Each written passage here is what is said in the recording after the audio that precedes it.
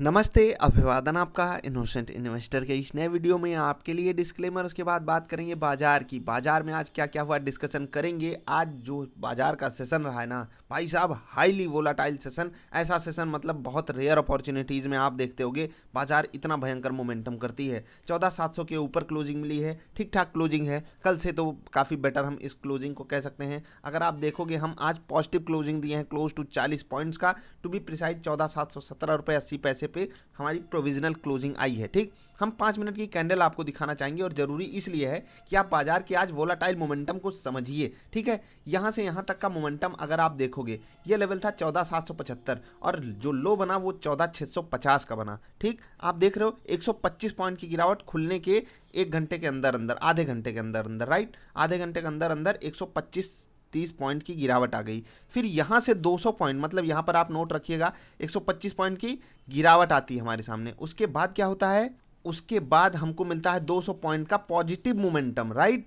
इस 200 पॉइंट के positive momentum के बाद हमें फिर से गिरावट मिलती है 200 पॉइंट के नेगेटिव मोमेंटम की, और फिर थोड़ी देर बाजार एक रेंज में रहती है, फिर क्लोज टू 100 पॉइंट ऊपर जाती है, फिर क्लोज टू 100 पॉइंट नीचे आती है, फिर से 50 पॉइंट ऊपर जाती है, फिर 100 पॉइंट नीचे आती है। ठीक है, फिर 100 पॉइंट नीचे आती है, फिर 50 पॉइंट ऊपर आकर क्लोजिंग देती है। देख रहे हो, ऐसा सेशन आपको कभी देखने को मिला है? मतलब आप जाकर पीछे डेटा चेक कीजिएगा, ऐसा सेशन आपको मिला है कभी? बहुत मतलब रेयर अपॉर्चुनिटी में ही आप ऐसे सेशन ढूंढ पाओगे। तो आज का सेशन हाईली वोलाटाइल, ऊपर नीचे बाजार करती रही। और ये ऊपर नीचे ऐसे भी था कि बाजार कुछ केसेस में रेड में भी जाकर ट्रेड की, फिर बढ़िया ग्रीन में भी जाकर, और ग्रीन में छोटे मोटे ग्रीन में नहीं, एक बड़े लेवल पे 1% से भी ऊपर पॉजिटिव टेरिटरी में बाजार ट्रेड कर रही थी। उस 1% के बाद आप फिर से देख रहे हो बाजार को नेगेटिव में आ जाना। सच में ये सेशन बहुत वोलाटाइल था और इसको जरूर आप डिकोड कीजिएगा क्या ऐसा हो रहा था। खैर, हम बाजार में जो आज मोमेंटम आया, यहाँ पर कुछ चीज़ों को हम डिकोड करने की कोशिश करेंगे। एक इनसाइड कैंडल बनी है, ये चीज़ें हमसे बहुत कुछ कहना चाहती हैं। देखिए, इनसाइड कैंडल का मतलब क्या है वो आप समझ लीजिए। और जैसे कि यहाँ पर एक सेशन हुआ, यहाँ से लगातार सेलर्स ने बेच के स्टॉक को यहाँ तक गिराया, राइट। अब अगले दिन क्या होगा, स्टॉक फ्लैट खुले या ऊपर जाए खुले तो होगा क्या कि अगर यहाँ पर बायर्स को कॉन्फिडेंस है वो उसको ऊपर लेकर जाएंगे, अगर सेलर्स को कॉन्फिडेंस है वो उसको नीचे खींचेंगे, ये आपको पता है। अभी सोचिएगा यहाँ पर हुआ क्या, बायर्स को कॉन्फिडेंस तो था कि बाजार एक सपोर्ट पे बंद है, और कल मैंने आपको ये बात बताई थी, ऊपर लेकर गए। लेकिन आज जो सबसे ज़्यादा एग्रेसिव होकर काम कर रहे थे वो थे ऑप्शन राइटर्स। भाई साहब, मतलब आज की एग्रेसिवनेस उनकी देखने वाली थी, और इसीलिए 1% पॉजिटिव बाजार को देखते हुए भी वो इतना भयंकर राइटिंग करते हैं कि बाजार को फिसला देते हैं नेगेटिव टेरिटरी में।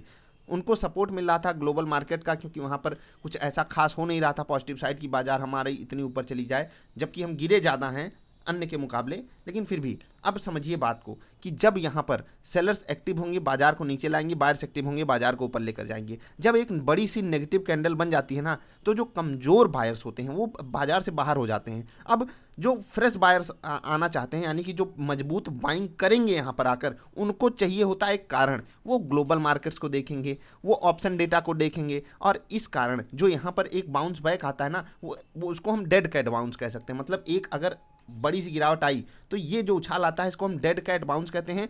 इस उछाल के बाद एक गिरावट हमको देखने को मिलती है, जो आज इवन इंट्राडे में ही हमको देखने को मिल गई। फिर इस स्टॉक यहाँ पर टाइम बिताता है। ये होती है इनसाइड कैंडल की खूबी, डेड कैट बाउंस टाइप का सिनारियो होता है। अब ऊपर गई बाजार, यहाँ पर समय बिताएगी। अब या तो ये जोन तोड़ेगी नीचे जाने के लिए, या फिर ये जो ऊपर अभी इसने रेजिस्टेंस बनाया है, स्विंग रेजिस्टेंस जिसको हम कह सकते हैं, उसको तोड़कर ऊपर जाएगी। नहीं तो बाजार एक रेंज में रहेगी, ये तो आप सब जानते हो। लेकिन रियलिटी यही है कि अगर बाजार यहाँ ट्रेड कर रही है तो ऐसे बनेगा डेड कैट बाउंस, ऊपर जाती है तो हाइप जब खत्म होती है तो वहाँ पर बिल्कुल सेम सिनारियो पलट जाता है। आई होप आप बात को समझ गए होंगे।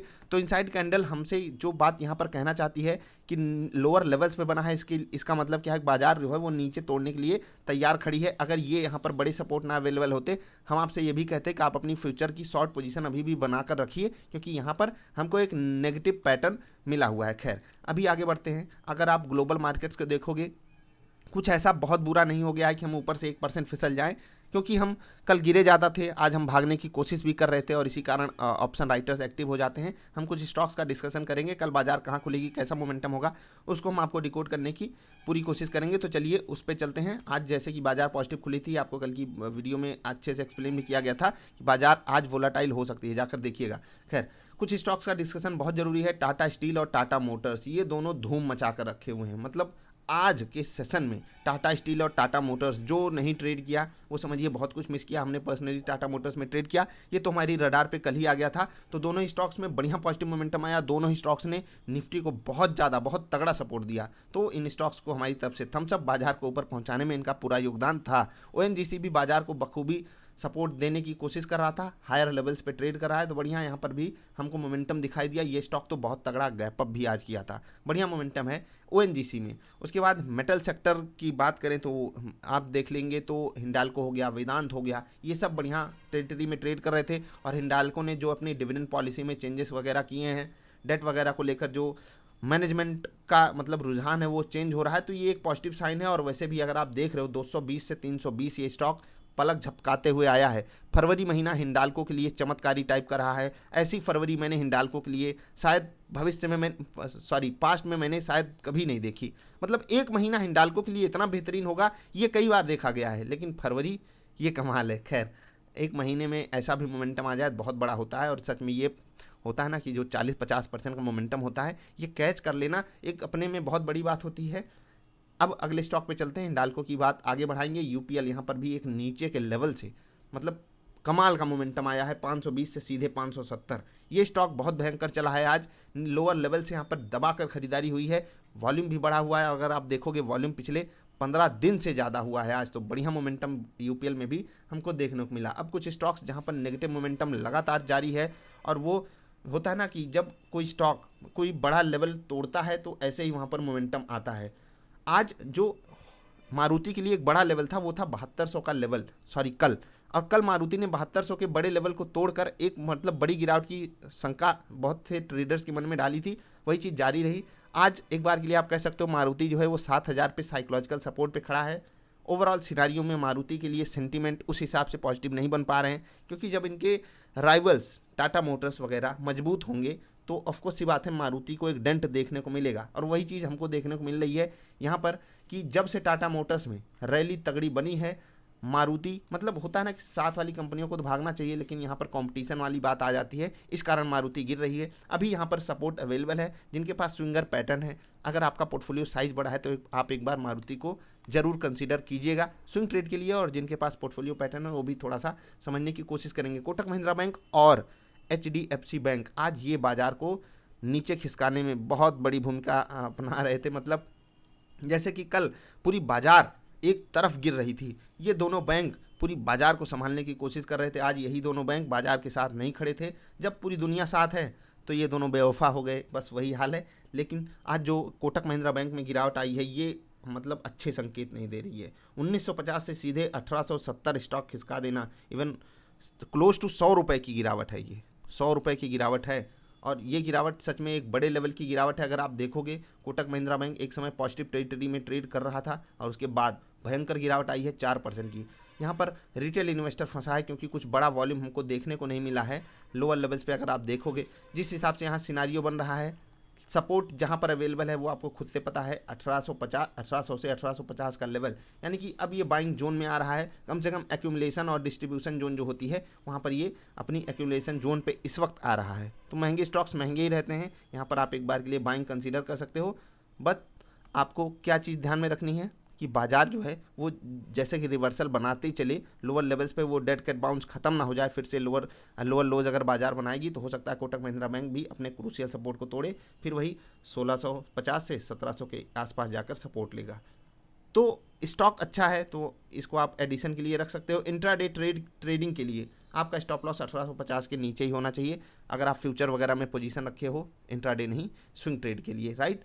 अगर आप स्टॉप लॉसेस पे काम करते हो। अदानी पोर्ट यहाँ पर भी आज एक ऊपर के लेवल से बढ़िया मोमेंटम यहाँ पर भी आया है फरवरी में, और ऊपर के लेवल से यहाँ पर एक गिरावट आज हमको देखने को मिली। ये एज यूजुअल है, प्रॉफिट बुकिंग ही है यहाँ पर। बायोकॉन यहाँ पर आपसे बहुत ज़रूरी बात करनी है, 420 के लेवल पे हमने आपको बोला था यहाँ पर रेजिस्टेंस है, जब तक ये इसको पार ना करे आपको अब बाइंग इनिशिएट नहीं करनी है। और अगर आपको याद हो जब ये गिरावट आ गई थी इस जोन में मैंने आपको बाइंग के लिए बोला था, प्रॉफिट बुकिंग के लिए भी आपको मैंने यहाँ पर सलाह दी थी। अभी देखिए ये स्टॉक लगातार 3 दिन से भयंकर गिरावट हमको दिखा चुका है। क्या ये लेवल फिर से बाइंग का है? देखो जितना कन्विक्शन यहाँ था उसका आधा कन्विक्शन यहाँ पर है। बाइंग के लिए। याद रखिएगा, आधा कन्विक्शन क्यों? क्योंकि एक स्टॉक जब एक ही सपोर्ट पे 2 बार आकर टेस्टिंग मारता है तो बहुत ज़्यादा चांसेस है कि इस बार ये सपोर्ट कमज़ोर हो गया। तो याद इसी बात को आप रखिएगा। बाकी अगर आप बाइंग इनिशिएट ही करना चाहते हो, risk reward ratio stop loss के लिए यहाँ पर फेवर में आपके लिए आ जाता है। यहाँ से जैसे नीचे खिसकेगा आपका आरआर रेशियो फेवर में आ जाएगा, लेकिन आपको डिसीजन अपने हिसाब से लेना है। यहाँ से कन्विक्शन कम है, इसलिए यहाँ पर मैं आपको डायरेक्ट बाइंग नहीं कहूँगा,